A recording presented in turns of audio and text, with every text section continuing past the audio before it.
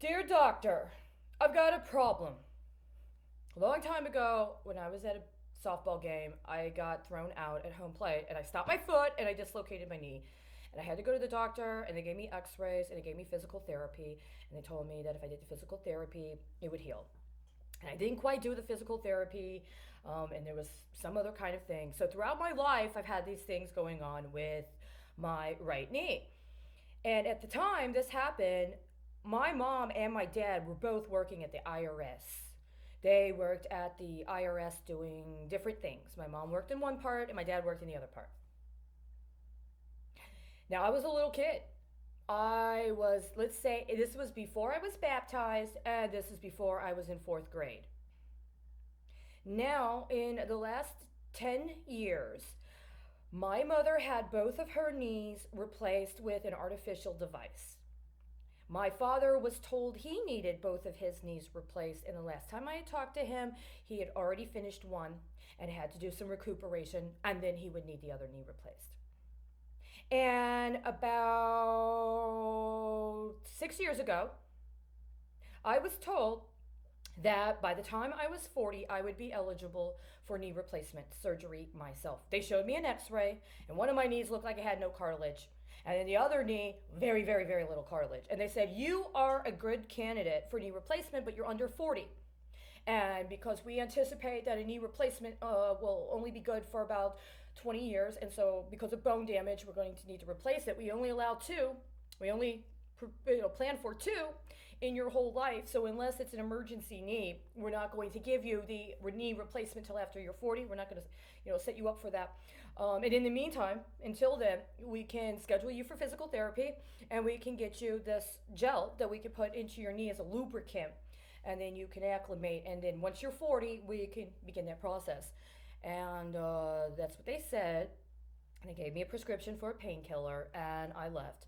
And something happened.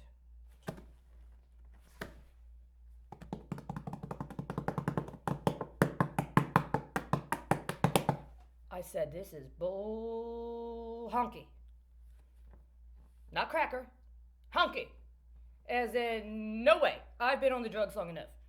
Whatever it was that justified somebody saying I had a mental illness and I needed to be on mind altering drugs that precluded me from being able to have a sensible conversation with anybody for years, while I performed administrative duties with greater or lesser success, and gained a lot of weight, drank a lot of beer, and may or may not have been able to have some sort of upward mobility as a civil service employee. I said, this is too much.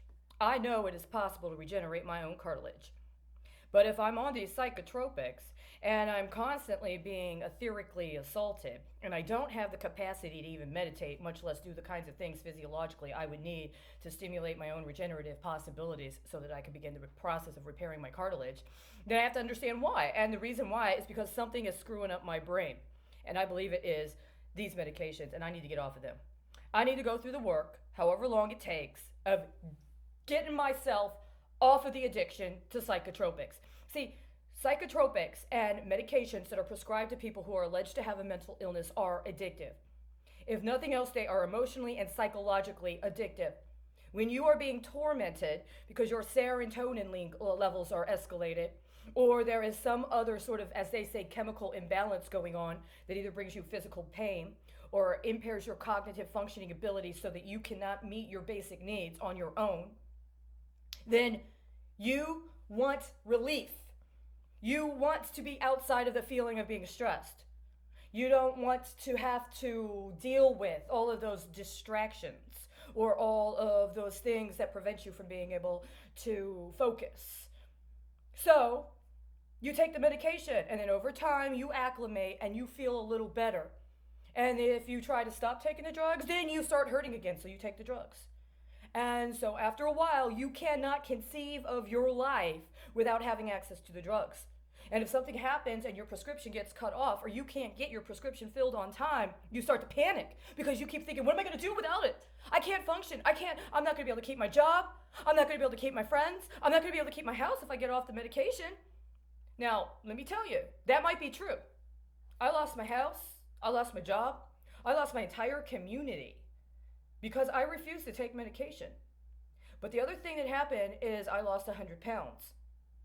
I stopped drinking, and I learned how to walk again. At the time this happened, I was walking on a cane. It was so physically painful for me to walk that I would have to sit down. On the bus, I couldn't stand. And I couldn't walk more than a couple of blocks without having to stop. But within a year, I was 100% drug free. And within 2 years, I had lost the weight and I was capable of walking up and down an actual mountainside. I was capable of walking several miles.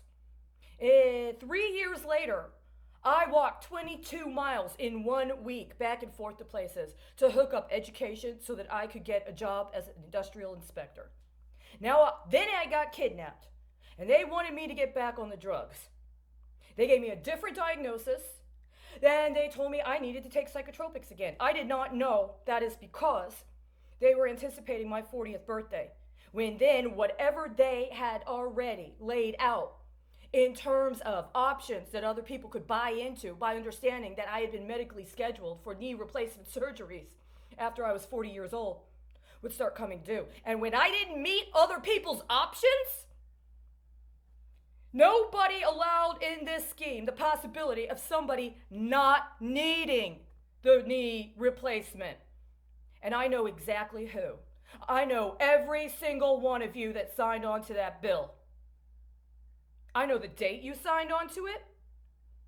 And I know whether or not you signed on to the version the next year, which would have been the year I was eligible for a knee replacement.